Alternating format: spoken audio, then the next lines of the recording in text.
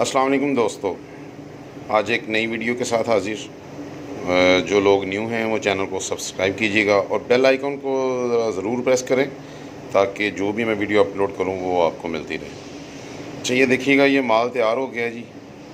इसकी पैकिंग से मुतल्लिक आज ये वीडियो है, तो आपको बताता चलूँ कि माल जब आप अच्छा कटिंग करके और अच्छी पैकिंग नहीं करते तो माल नहीं बिकता है।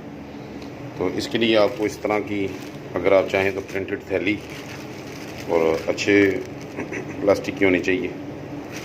इसमें इस तरह माल तैयार हो जाए कि जो है ना पैक कर दिया जाता है। और ये देखिएगा, ये चाइना को जो है जो इस तरह पैक किया जाता है।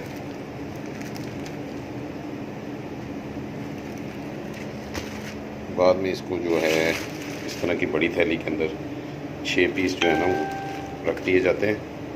एक जो साइज़ है उसकी एक पर्ची डाल दी जाती है प्रिंटेड, और एक जो भी उसका जो आपने नाम रखा हो उसकी एक प्रिंटेड पर्ची डाल दी जाती है, ताकि आपने जब कहीं माल जोड़ कर रखा हो आपको भी ढूंढने में आसानी हो, जिसको आप बेचें उसे भी पता हो आपने इस आर्टिकल का नाम क्या रखा हुआ है। तो उम्मीद है आपको वीडियो अच्छी लगी होगी। अच्छी लगी हो तो लाइक कीजिएगा। अल्लाह हाफिज़।